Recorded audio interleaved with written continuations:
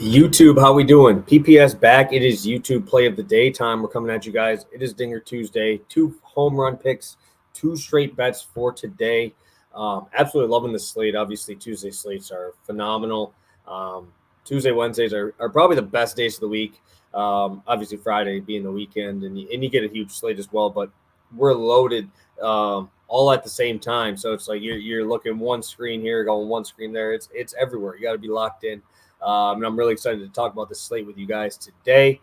As always, if you could, hit that like button. Just got back from Vegas yesterday. We got back home middle of the day. The 2-hour time difference really is messing me up. So I'm kind of all over the place. Like right now, it's 9 o'clock over there. It's right now 11 here. So it's like, you're here and you're just like not really locked in yet. So I'm ready to go. It was a fun trip. Obviously enjoyed seeing some family out there as well. So everything was good. Safe travels. Everything was good there. So Pastor Prop will be back tomorrow. I know people were wondering where that was. We're back. Yesterday I lost the Castillo plus money spot. Then I ended up hitting the plus 120 spot with Hayes and Detmers. So that was great. And today we're going right back at it with a couple other plays here. Obviously, one plus money, one non-plus money. But the first one, obviously, I really like this spot. So first play I'm going Kopech 7 strikeouts. This is on DraftKings. Let me pull this up on my screen for you guys. I've been just doing these numbers without the 6.5, just because I've been doing a lot of laddering on these plays as well. So 6.5 right here, Kopech plus 105. Really like this spot. Obviously, a lot of people will look at his prior game, right? Had 10 strikeouts against the Angels there. But he's been struggling as of late, right? He's been struggling as of late. Everybody's been kind of looking at these numbers. Obviously, the whip hasn't been under 1 in 3 starts. Obviously, we're not really going to assume that Kopech is going to shut down this Angels team. But the swing and miss stuff is there. Obviously, we saw him get 10 strikeouts in 4 1/3 innings. That's if you guys don't know, that's 13 outs. He got 10 Ks here. His stuff is absolutely electric. My thing that I really like is when he is on, he is able to strike out anybody, right? You go to these numbers here. Obviously, Detroit shoved on him 7 innings, 9 Ks. Angels, 10 Ks in 4 1/3. And still ended up giving, I think, up 4 runs in that game. Then you go down to Cleveland, 7 innings, 9 Ks. These guys don't strike out, right? Kansas City, great team, not to strike out, obviously not much power. 10 strikeouts in 8 innings there. Obviously, over these last 2, he had a very tough matchup with Texas. And I think I'm going right back to the well with Kopech to get the swing and miss stuff. We look at his stuff here. He's got 29% swing and miss on the 4-seamer, 37 on the changeup, but I think it's important when you're going to probably have at least 4 or 5 lefties in this lineup, depending if they're going to put Rengifo in at that second base spot. But obviously, when you look at the numbers here for Kopech, the dude is absolutely unreal. Obviously, he's a very much the three options: walk, home run, or strikeout. That's pretty much what he's going for every time he's out there. So just a heads up though, because everybody loves to say it's a shitty pick really early, right? Everybody loves to say it's really. This guy could give up 4 walks in the first inning, 35 pitches, and still get here, right? He is very, very good at just kind of finding his way out of stuff just because he has the strikeout ability. Obviously, you can look at all of his other pitches. The swing and miss is definitely there. And I like that he's going up against Ohtani. I love these head-to-head with pitching against a better guy. Obviously, Ohtani is much better than Kopech, but stuff-wise, Kopech can compete a little bit here. So I hope they go back and forth a little bit, and we get maybe a ladder potential spot. I'd probably go up to 8. I think it's like 180, 190-ish range. I'll be using that as a contest play. I'm in a contest, obviously, with my boy Picks Ice. We've been doing pretty good. So we're into the second round, and this will be one of my plays, and the next play will be one as well. So on that note, I'll be switching over. Brewers first 5 under 5.5. This is a FanDuel line here. Let's pull up my FanDuel here lines. So we got first 5 under 5.5.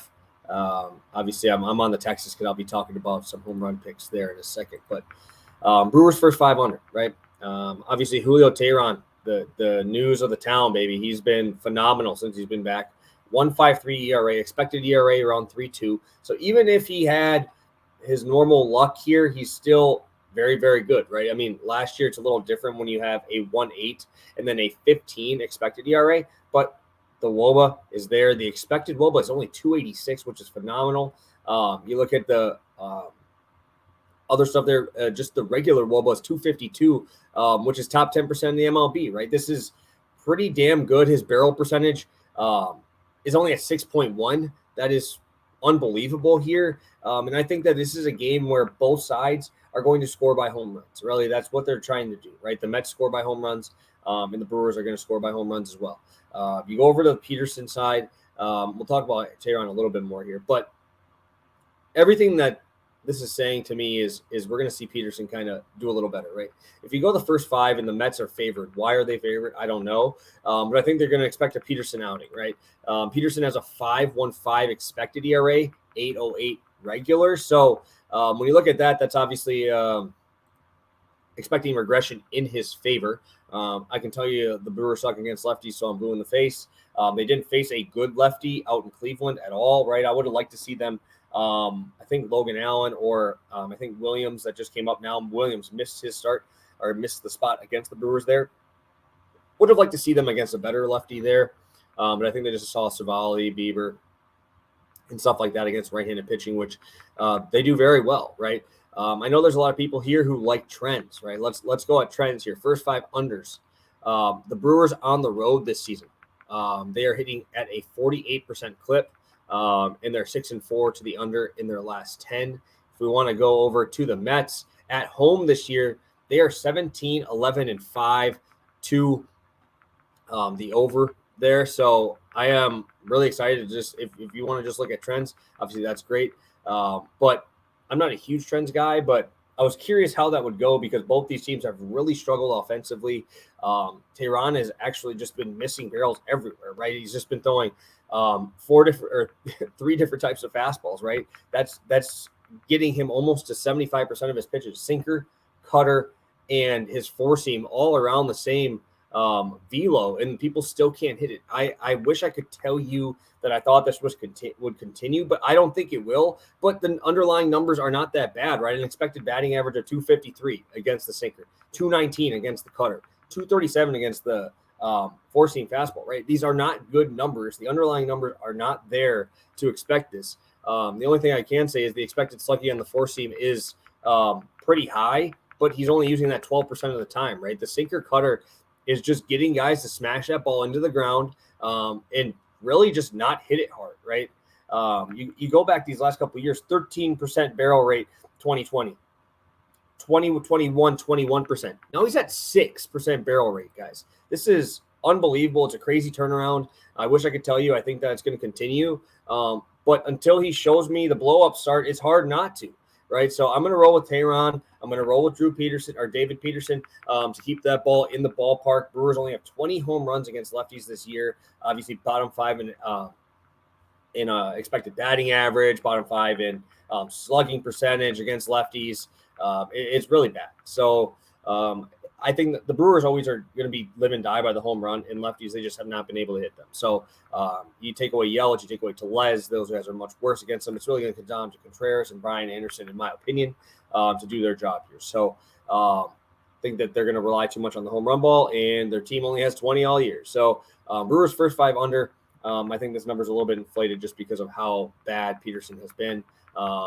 And I think people are expecting this Teheran blow-up spot, and it just hasn't happened yet. So I'm going to put my chips in that spot, and I think we're going to be on the right side here. So Brewers first 5 under, 5.5. Kopech, 7 strikeouts at plus 105. Let's get to some dingers. I'm going to Cal Raleigh, Jonah Heim. We're doing that catcher, baby. We're going with the catchers today. Jake Irvin is going to be pitching against Seattle today. Jake Irvin, obviously, much worse against lefties. Against righties, he's actually been pretty good. 233 average, 260 slugging. Against lefties, 465 slugging. All 4 home runs that he's allowed this year have been to lefties. Cal Raleigh has had a few in the last couple of days. I think this is a great price tag. And they're giving you Kelenic at a better price than Raleigh, which is crazy because Raleigh is the one that's been hitting the home runs.